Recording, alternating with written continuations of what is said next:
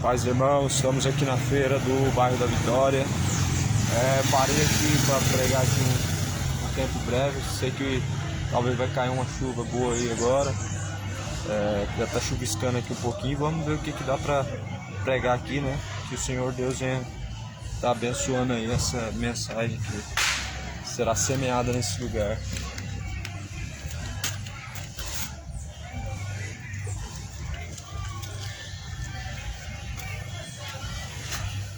Mano, nós estamos vivendo a geração corrompida. O povo fazendo bazar aqui do lado enquanto eu vou pregar. Igreja fazendo bazar.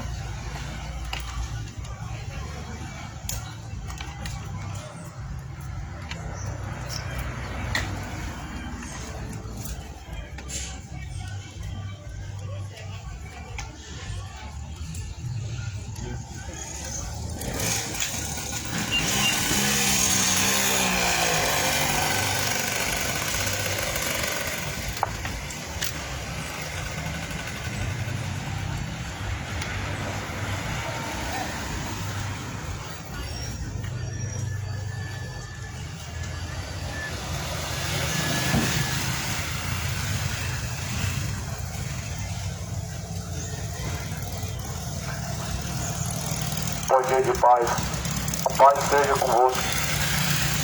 Venho aqui nessa manhã para falar segundo a palavra de Deus. Pois Jesus disse assim: se alguém for falar, fale segundo as sãs palavras de nosso Senhor Jesus Cristo. Na verdade, quem disse isso foi o apóstolo Paulo. Se alguém for falar de Deus, fale segundo a Santa Sagrada Escritura. Pois toda a Escritura foi divinamente inspirada por Deus e é proveitosa para corrigir, para ensinar, para que todo homem seja verdadeiramente aperfeiçoado em toda obra diante de Deus, que quer que todos cheguem ao conhecimento da verdade. Nesta manhã, mais uma vez a misericórdia do Senhor se renovou, não é mesmo? Pois a Bíblia declara que grandes são as misericórdias de Deus a cada manhã. Por isso estamos de pé, porque suas misericórdias a cada manhã se renovam. Vem em nome de nenhuma denominação, de nenhuma instituição, ou o que se chama de religião, mas sim em nome de Jesus Cristo, aquele que é e o que há de vir. Esse Jesus Cristo, qual ressuscitou dentre os mortos, muito em breve virá nas nuvens no céu. Ele diz: pregue o evangelho a tempo e fora de tempo. Lá no livro de Timóteo, Jesus fala que nos últimos tempos muitos se corromperiam, ou seja, se apostatariam da fé. E é o que nós vemos, as pessoas apostatando da fé e se corrompendo na fé. Por causa de trocarem a verdade de Deus pela a palavra dos homens ou pelas mentiras, muitas pessoas têm se corrompido na fé. Nós podemos ver esse exemplo lá no livro de João, quando Jesus chega lá no templo de Jerusalém, onde as pessoas iam a orar, e lá na porta do templo de Jerusalém, onde as pessoas iam orar, estavam fazendo negócio, vendas. E Jesus então ele vai dizer: olha, na casa do meu pai será chamado casa de oração, não faça casa de vendas, um covil de ladrões e salteadores. O contexto disso nós sabemos bem claro, porque vendiam aquilo que era oferecido como sacrifício a Deus, os animais, todos, ou seja, segundo a intenção do coração, que se vendia lá na porta do templo de Jerusalém, era de boa intenção, mas Deus, ele disse: não faça casa de negócio, porque aqui será chamado casa de oração. E assim nós vemos nos dias de hoje, as pessoas se esquecem daquilo que Jesus fez, porque Jesus chegou, fez um azorragem de cordéis, ou seja, fez um chicote de cordas, e assim expulsou tantos que compravam como também os que vendiam. Ou seja, naquele momento Jesus reprovou não somente os que faziam comércio na porta do templo de Jerusalém, Mas Jesus estava reprovando também os que compravam na porta do templo de Jerusalém. Ali Jesus falou bem claro: não faça casa de negócio, casa de cambiadores, porque aqui será chamado a casa de oração. Era para isso que era o templo de Jerusalém. Eles subiam a orar todos os dias.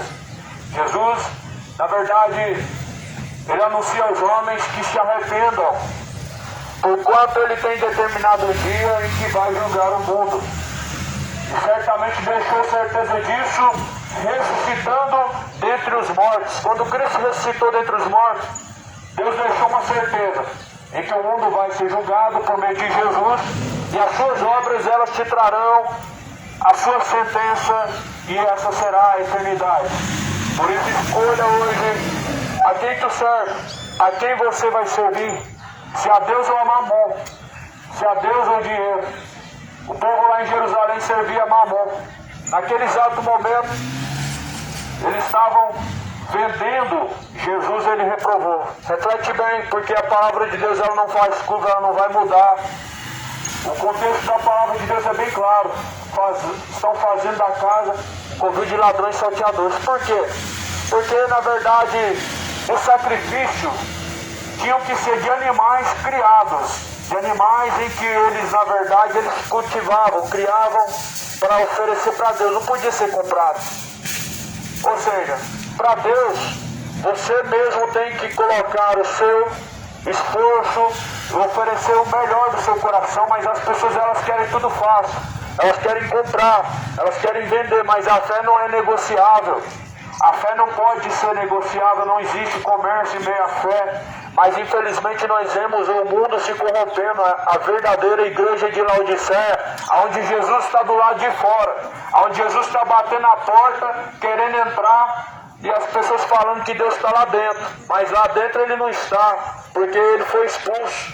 Na verdade, trocaram a verdade de Cristo por fábulas, trocaram a verdade de Cristo por tradições humanas, trocaram a verdade de Cristo por dogmas religiosos, e Jesus não está lá dentro. Ele foi expulso, ele foi colocado para fora.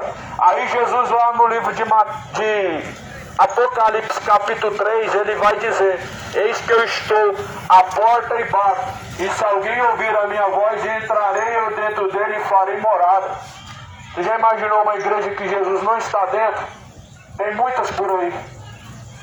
Falam de Jesus, cantam de Jesus, escorrem as lágrimas dos olhos, mas é tudo emocionalismo, tudo emoção. Jesus, onde ele está, ele produz no coração do homem fruto de arrependimento, temor verdadeiro. As pessoas só conseguem temer enquanto estão diante de homens, enquanto estão diante de líderes espirituais, entre aspas, mas em seu oculto, debaixo do seu telhado, das suas quatro paredes de sua casa, no seu próprio entendimento, as pessoas deixam de temer a Deus e elas não conseguem ter aquela mesma fidelidade. E se prova onde que está a sua fé. E Jesus fala: onde estiver seu coração, também estará o seu tesouro. No livro de Mateus, Jesus, no capítulo de número 6, ele faz várias indagações, ensina, fazendo um sermão. A continuação do sermão da montanha, Jesus está falando sobre as orações, está falando sobre as esmolas, Jesus está falando sobre o jejum. Em Mateus capítulo 6, Jesus está falando: não façam as suas esmolas diante dos homens para serem vistos. Isso é, na verdade, doutrina de fariseu. Fariseu gosta de fazer as esmolas, colocar no jornal para as pessoas verem. Olha o que nós estamos fazendo, olha o que a nossa igreja ela faz. A nossa igreja está ajudando os pobres, a nossa igreja é uma igreja verdadeira. Os fariseus, na verdade, eles fazem as esmolas a fim de serem vistos, de serem reconhecidos.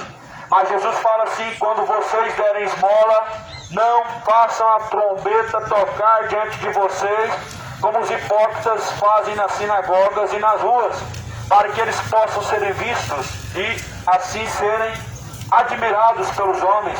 Em verdade, eu digo a vocês que vocês já receberam seu galardão. Mas nós sabemos que o cristão não faz as esmolas diante dos homens para serem vistos.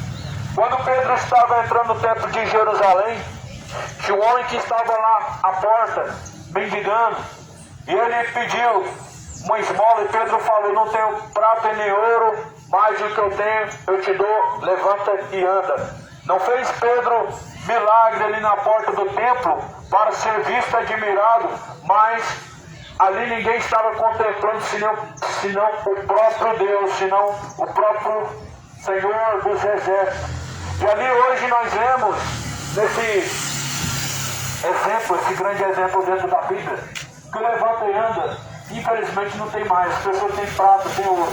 As igrejas, as denominações, as religiões estão ricas. Elas estão tornando-se ricas. Por quê? Vende daqui, vende dali e manda para uns e vão mandando para os grandes, e assim vão juntando tesouro na terra, mas se esquecem de juntar tesouro junto de Deus, aonde Jesus falou que é mais fácil o camelo passar no fundo da agulha do que o rico entrar no reino de Deus. É o que está acontecendo hoje. Infelizmente, a igreja de Laodiceia, ela tem prata, ela tem ouro, mas ela não tem o levanta e anda, ela não tem tesouro junto de Deus. Ela tem bilhões, mas ela não tem diante de Deus salvação. Isso é triste porque, infelizmente, Jesus ele fala: o povo está sendo destruído porque faltou entendimento. Lá no livro de Oséias, o povo foi destruído porque estava deixando a verdade de Deus pela mentira, porque estava trocando a palavra de Deus por coisas vãs. É o que nós vemos hoje. As pessoas estão trocando a palavra de Deus por tradições, por costumes, por dogmas, por crenças vãs. O que é uma crença vã? É aquilo que não está de acordo com a Bíblia. É o que mais vemos hoje. As pessoas não se importam com o que está escrito na Bíblia e vão logo fazendo tudo que dá na telha, tudo que os homens dizem, façam. Mas Jesus falou que nós não devemos acreditar em todo o espírito, mas devemos provar os espíritos. Ou seja, nós devemos comparar com a Escritura. A Escritura, no livro de Mateus capítulo 6, Jesus falou sobre as esmolas e que não devem ser feitas diante dos homens para que vocês possam ser admirados, porque isso é uma conduta de fariseu. E aí Jesus vai falar sobre o jejum, e ali Jesus está falando mais uma vez sobre a conduta de fariseu. Fariseu gosta de ser visto. Olha, nós somos homens de Deus. Fariseus gostam de fazer para que serem vistos. E aí eles ficavam também na praça, eles ficavam orando ali de pé, andando para um lado para o outro. E as pessoas viam eles orando: olha que homens espirituais, olha que homens cheios de Deus. Mas Jesus falou que eles estavam apenas querendo ser vistos. E aí Jesus fala: em verdade eu digo a vocês que vocês já receberam a sua recompensa. E a sua recompensa é o que? O aplauso dos homens. A sua recompensa é o que? É a admiração dos homens. Uma recompensa vã é essa que os homens estão buscando. Porque a glória do homem ela se passa, a glória do homem ela acaba. A recompensa do homem nessa vida era para poucos tempos. Mas Jesus fala que nós devemos buscar ter tesouro junto de Deus, aonde jamais se esgotam, aonde jamais eles vão ser roubados, aonde jamais serão destruídos. Tesouro junto de Deus é salvação. Se você deseja a salvação, então busque conhecer a verdade. A palavra de Deus é essa verdade.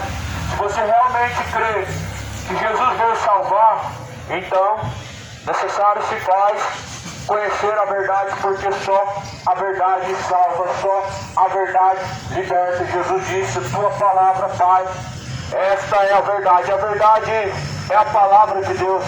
A palavra de Deus é a verdade. E nesta manhã, a palavra do Senhor, a palavra de Deus, ela está sendo pregada. Existe a mensagem, a palavra com fermento e a palavra pura. A palavra com fermento, ela corrompe o entendimento das pessoas. Ela faz com que as pessoas, elas se corrompam.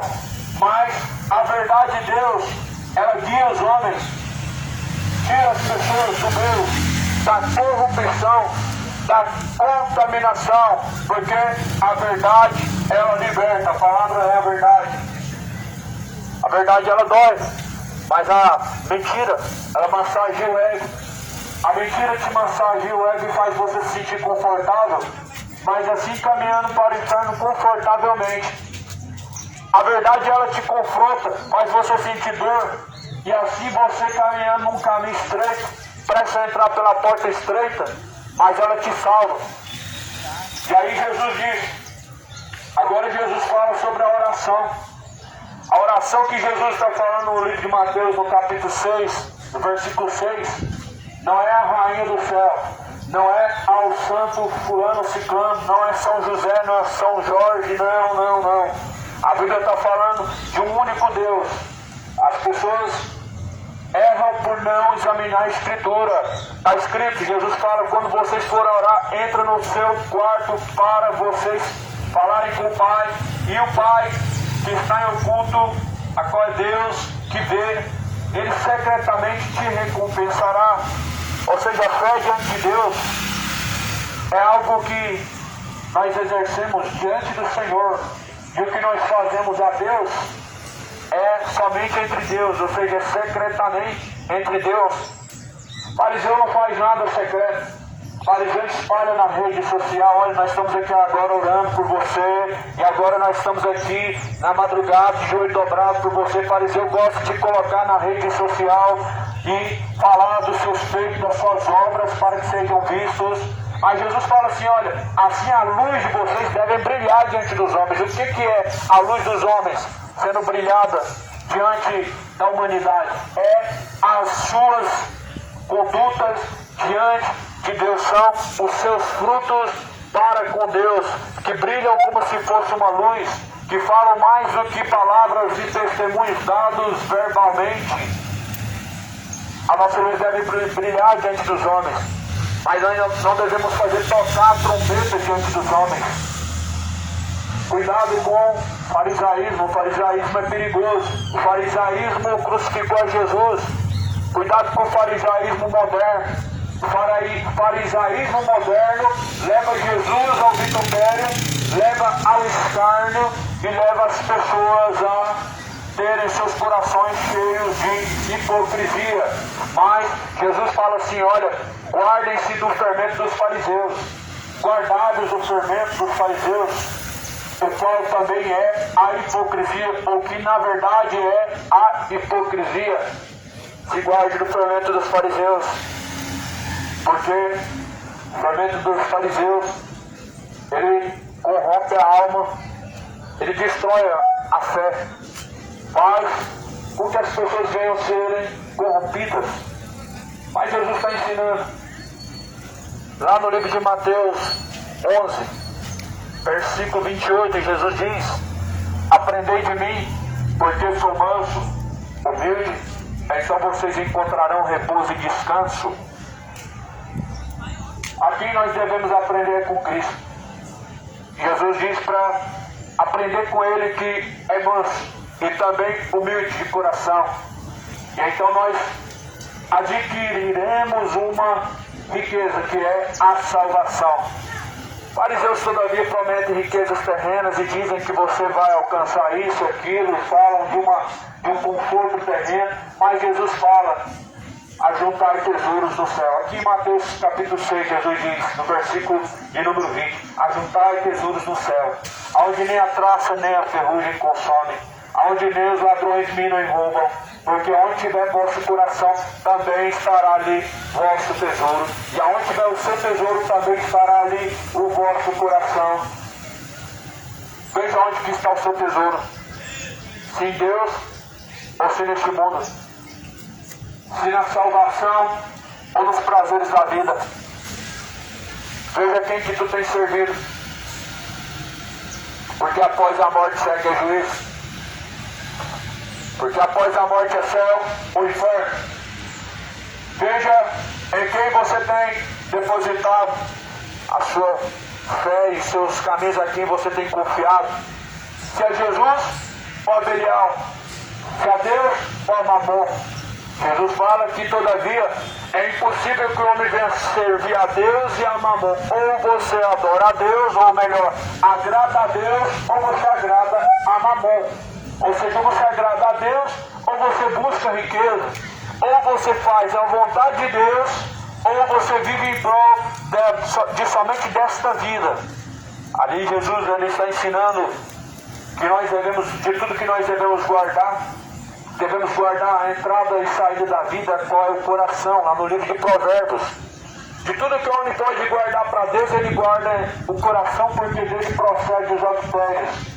prossegue os roubos, os furtos, imoralidades, bebedeiras, mentiras, orgulhos e etc., pois o coração é a entrada e saída da vida, e são poucos que têm guardado o seu coração da corrupção deste mundo, das iniquidades, dos adultérios, dos furtos, roubos, das malícias, das bebedeiras, da ganância. São poucos que têm guardado, na verdade, o seu coração para Deus. E assim, infelizmente muitos estão com o seu coração corrompido, distante de Deus. Mas aonde tiver o seu coração, também ali estará o seu tesouro. Pois reflete bem, onde você tem depositado sua fé, sua esperança, porque ali estará o seu tesouro, ou com Deus, ou na eternidade de tormento, ou na eternidade junto de Deus, ou na eternidade de tormento. Escolhe onde você colocará a sua confiança. A Bíblia fala que a vida do homem não consiste nos bens em que possa alcançar, mas consiste na salvação, ou seja, a vida abundante a qual Cristo preparou. Jesus está ensinando sobre a oração agora em Mateus capítulo 6, versículo 6. E Jesus está ensinando, dizendo, quando vocês orarem, não façam repetidas, ou melhor, não façam vãs repetições como fazem os gentios. Porque os gentios acham que, pelo muito falarem, serão ouvidos. Porém, vocês não façam como eles. Porque Deus, o vosso Pai, Ele vos dá o que é necessário, antes de vocês pedirem a Deus. Jesus está dizendo que nós, todavia, devemos entrar no quarto e falar com o Pai. Não é com a rainha do céu, não é com a senhora, porque diz assim, ó, ninguém chega a Jesus se não passar primeiro por Maria. Na verdade, a Bíblia diz, em João 14, versículo 6, ninguém chega ao Pai se não for por mim, disse Jesus. Na verdade, dizem que tem que passar primeiro por Maria. Bom, não está escrito isso na Bíblia, isso não é a doutrina da Bíblia, isso é a doutrina de homens fariseus corrompidos. Porque o que Jesus está falando é, vocês devem orar ao Pai. Não é a rainha do céu, mas ao Pai. Não é a Senhora, a Virgem Maria, não. Mas sim ao Pai, porque quem está em oculto e secreto é o Pai. E o Pai que está em oculto e secreto, Ele ouvirá e assim Ele o recompensará. Então, sugiro que leiam a Bíblia e troquem as vãs tradições pelo que a Bíblia diz. Troque as tradições romanas de orar aos santos, para que você possa aprender com Jesus de orar ao Pai que está em oculto e secreto, porque Ele ouvirá. Aqui Jesus está falando, não sejam como os gentios, não sejam como eles, porque o vosso Pai, o qual está no céu, sabe o que é necessário antes de você pedir a Ele. Ou seja, Jesus está dizendo que Deus, o Pai, sabe o que cada um necessita antes que nós venhamos a pedir e abrir a boca. Aí eu te faço uma pergunta. Deus, sabendo e conhecendo o que cada um necessita e precisa, faz-se necessário você pedir várias vezes? Deus, sabendo, antes de você abrir a boca, o que você necessita, você precisa repetir a Deus a mesma coisa? É o que a Bíblia está dizendo. Deus sabe o que necessitam antes que venham pedir. Aí eu pergunto, então, por que é necessário as rezas repetidas? Por que então é necessário repetir por diversas vezes as mesmas rezas? Sendo que Deus, o Pai, a qual está no céu, sabe o que cada um necessita antes que venham a abrir a boca. É o que está escrito aqui em Mateus capítulo 6, versículo 8. Deus conhece a intenção. Então, logo as pessoas estão cometendo não somente heresias, mas ofensa a Deus. Sabia que é uma ofensa a Deus as repetições de rezas? Não te falaram isso porque na verdade não querem que você conheça o que está escrito. Mas as muitas repetições de rezas, elas são uma ofensa a Deus. É como você estivesse chamando Deus de surdo, é como você estivesse colocando Deus como surdo. Mas a Bíblia está dizendo que antes que venhamos abrir a boca, Deus, Ele conhece nossas intenções e Deus sabe assim o que é necessário a cada um. Jesus então vai dizer: portanto assim, vocês devem orar ao Pai. Portanto assim, vocês devem dizer ao Pai. Como? A oração que Jesus está ensinando é um exemplo. Pai Nosso que Jesus está dizendo não é um modelo de oração a ser feito todos os dias ou repetido por diversas vezes, mas é uma forma que Jesus diz como que nós nos achegamos até a Deus. E aí Jesus fala: quando vocês forem orar, fala com o Pai que está em oculto, o Pai que está em secreto. Assim, Pai Nosso que está no céu, e assim seja santificado o teu nome. E nós conhecemos essa oração que Jesus ensinou. A quem que essa oração do Pai Nosso está se referindo? A Virgem Maria ou a Deus? Reflete bem, porque Jesus falou assim que nós devemos orar ao Pai que está em oculto. Então, é um grande engano a reza a Virgem Maria ou qualquer outro santo em que você declara como santos de Deus. Porque não foi assim que Jesus ensinou. Jesus ensinou a falar com o Pai, ou seja, com Deus, aquele que está em secreto, aquele que está em oculto.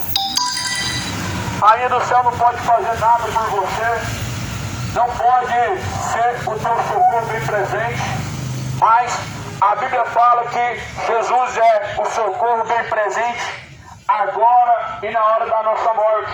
Ou seja, a rainha do céu não pode rogar nem agora e nem após a nossa morte, porque só há um que é socorro bem presente agora e na hora da morte, a qual é Jesus Cristo, a qual as pessoas bem sabem quem é, mas infelizmente não seguem por conta da dureza de seu coração.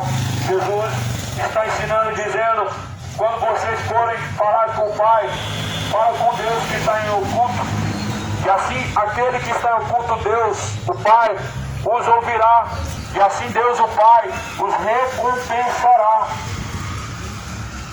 O que está Jesus dizendo nessa manhã confronta aquilo que as pessoas aprenderam por tradição. Sabe o que Jesus fala sobre tradição? Está lá em Mateus 15, versículo 6. Assim vocês bem invalidaram o mandamento de Deus por causa das vossas tradições. Aqui no Evangelho de Mateus capítulo 15, versículo 6, Jesus falou que os homens estão invalidando o mandamento de Deus por causa da tradição.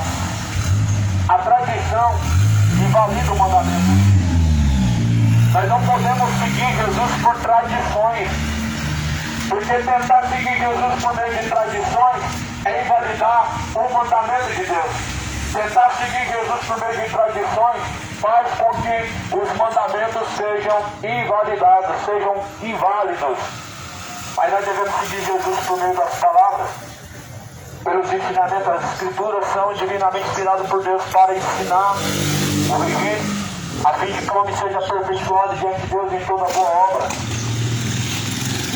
Jesus diz assim: bem-aventurados são aqueles que ouvem, os que guardam as palavras da profecia deste livro, porque o tempo está próximo. Mais do que felizes são os que ouvem e praticam a palavra da profecia deste livro, porque o tempo está próximo.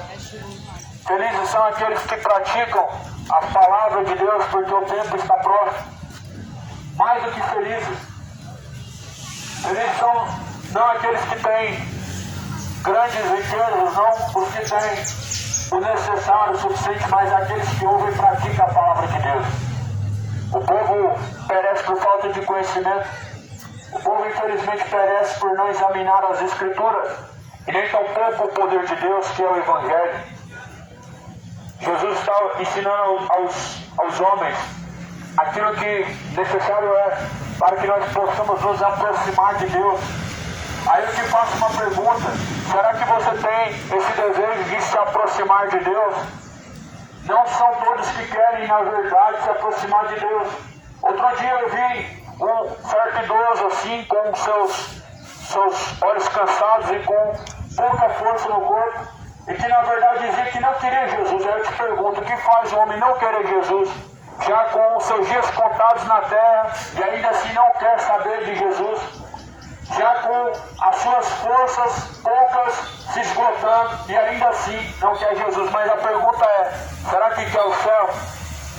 Certamente sim, mas infelizmente não querem saber de Jesus.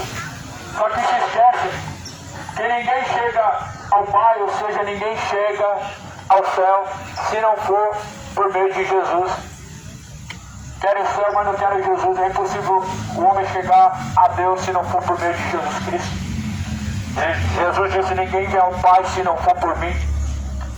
E verdadeiramente Jesus é a porta para o Pai, a porta para a salvação. Disse Jesus em João capítulo 10, no versículo 10.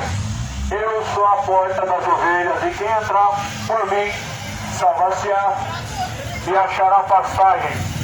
A porta das ovelhas é Jesus Cristo, e Jesus é a porta das ovelhas.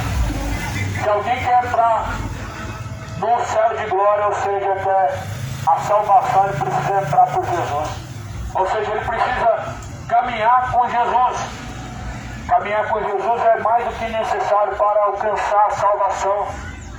Infelizmente as pessoas, elas são acomodadas, elas acreditam que vai seguir uma religião e está tudo certo. Acredita que ter uma religião faz com que você esteja na média com Deus. Mas não é bem assim. Jesus, ele falou, ninguém vem ao Pai senão por mim. Eu pergunto para você, será que o muçulmano ele vai ver o Pai? Porque ninguém chega ao Pai se não pode através de Jesus. O muçulmano não pode ver o Pai, porque nega o Filho. Será que os testemunhos de Jeová verão o Pai, a qual dizem que estão testemunhando? Se eles negam o Filho, jamais verão o Pai. Está lá na carta de João, na primeira carta de João. Aquele que nega o Filho também não tem o Pai. E aquele que não tem o Pai, simplesmente ele está perdido. Muitos estão negando a Cristo. A questão é que na última hora vão confessar que Cristo é o Senhor, mas será tarde demais. Tarde demais será para confessar que Cristo é o Senhor quando já estiver no processo de julgamento, quando já estiver diante do justo juiz. Será tarde para dizer que Cristo é o Senhor, mas a Bíblia fala que confessarão que Jesus é o Senhor e todo joelho se dobrará para a glória de Deus Pai. Porém será tarde, e quão tarde será? Por isso que no dia que se chama hoje, a Bíblia fala, busca o Senhor de todo o coração, busca o Senhor de todo entendimento, busca o Senhor de toda força, busca o Senhor enquanto se pode achar, invoque a Deus enquanto Ele está perto, visita os seus maus caminhos. Aprenda de Jesus Cristo, lê a Bíblia, examine a Escritura, pois ela testifica de Jesus Cristo. Nela nós encontramos a vida. As Escrituras testificam de quem? Está lá em 1 Timóteo capítulo 3, versículo 16. De Cristo. Toda a Escritura foi divinamente inspirada por Deus e é proveitosa para corrigir, ensinar, a fim de que todo homem seja aperfeiçoado diante de Deus para toda boa obra em caminho de salvação. A Escritura não testifica de Nossa Senhora de Lourdes? Não. A Escritura não testifica da Senhora Aparecida? Muito menos. A Escritura não testifica que Maria subiu ao céu em nenhum momento. Não, a Escritura não testifica em nenhum momento em que Maria subiu ao céu. Não existe dentro da Bíblia a ascensão de Maria ao céu. O que faz as pessoas acreditarem que ela subiu ao céu? Frutos da imaginação. Apenas esses frutos da imaginação dos homens. Mas a Bíblia fala lá no livro de Mateus, Jesus diz, na verdade, ora, ninguém subiu ao céu, senão aquele que desceu do céu, o qual é o Filho de Deus. Jesus, ele dá essa declaração, afirmando que ele é o único que desceu do céu, o Filho de Deus, o qual estava no princípio com Deus, era o Verbo de Deus, e tudo foi feito por ele. Mas a Bíblia declara em João capítulo 1, que ele é o Verbo que se fez carne e ele desceu na terra. Ou seja, Jesus No princípio estava com Deus, é o próprio Deus, e Ele é o único que subiu ao céu. Não está no céu, mas nem outro além de Jesus. Depois de Jesus, mais ninguém. Você vê antes de Jesus alguns sendo relatados na Bíblia: Enoque, Eliseu, ou melhor, Elias. Você vê, segundo a Bíblia, declarando pelo menos 3 pessoas antes de Jesus que não viram a morte, mas foram levados diretamente para Deus. Mas depois de Jesus, mais ninguém, nem Paulo, nem Pedro, nem José, nem Maria, nem Mateus. Depois de Jesus, mais ninguém.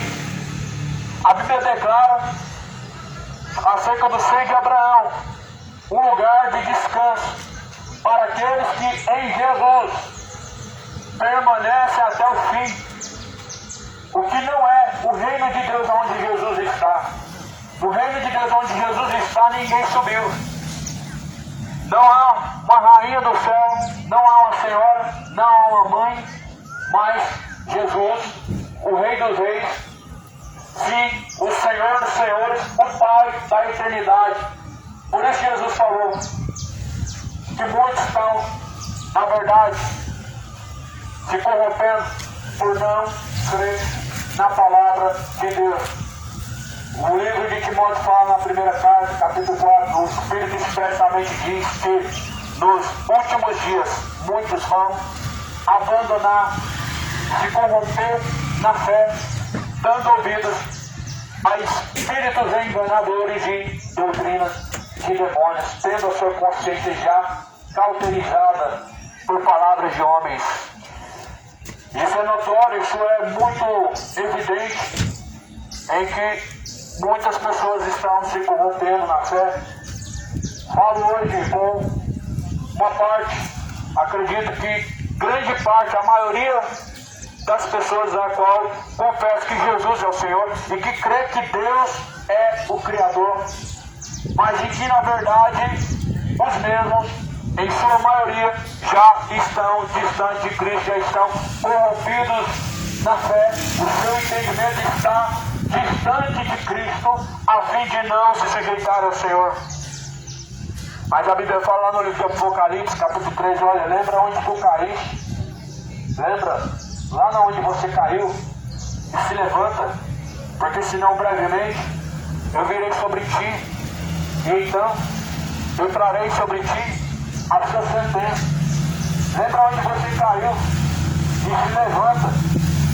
Lembra aonde você se corrompeu e se levanta. Porque se você permanecer corrompido, quando Jesus vier, Ele trará a sua sentença. Ele trará a sua derrota, que é a condenação. Lembra onde você caiu e se levanta. É o que Jesus fala lá no livro de Apocalipse, capítulo 3, a uma igreja. Volta às primeiras obras e volta ao primeiro amor, porque senão eu virei sobre ti, eu tirarei o seu castiçal e a tua coroa da vida. É Jesus quem faz isso, não é Satanás. O único que pode tirar a coroa da vida é Jesus, não é Satanás. Por isso Jesus fala: guarda o que tu tem, para que não perca a tua coroa da vida. Guarda a sua salvação, a sua fé. Tudo que você pode guardar, guarda a fé. Igual Paulo disse: eu combati um bom combate, eu encerrei minha carreira e guardando a minha fé. O que nós devemos guardar diante de Deus é a fé. Se alguém quer ser bem sucedido diante de Deus a fim de obter salvação, ele precisa guardar a fé. Quantas pessoas querem ser bem sucedidas diante de Deus? Financeiramente, mas não espiritualmente. A pessoa que quer ser bem sucedida diante de Deus para ter vida eterna precisa guardar a fé. Paulo, quando ele chega ao fim da sua carreira, ele diz: eu combati um bom combate, eu então encerrei minha carreira guardando a fé. O que Paulo estava dizendo na verdade é: não me corrompi, mas eu permaneci na fé. O que Paulo estava dizendo é: eu estou chegando ao fim da carreira agora, os meus dias estão contados, mas até agora eu guardei a fé. Ou seja, eu combati o meu combate. Paulo diz: não me corrompi, mas eu guardei aquilo que Cristo me deu, o que é a fé. O homem tem que guardar a fé, porque é isso que vai te levar a Deus. E a fé não vem por tradição, não é verbalmente dada de forma tradicional, mas sim segundo a palavra de Deus. Jesus fala que a fé vem pelo ouvir, o ouvir vem pela palavra de Deus. Assim está escrito no livro de Hebreus: pois a fé vem por ouvir, e o ouvir vem pela palavra de Deus. A fé vem por ouvir as palavras de Deus. E se alguém quer guardar a fé, precisa guardar as palavras de Deus. Porque para combater um bom combate, o homem precisa guardar a sua fé. Porque quando ele chegar ao fim dessa carreira, o que você vai apresentar para Deus? Oh, ajuda um mendigo, ajudei ali, ajudei aqui. Não é isso que você vai apresentar para Deus. É a fé guardada por meio da palavra de Deus.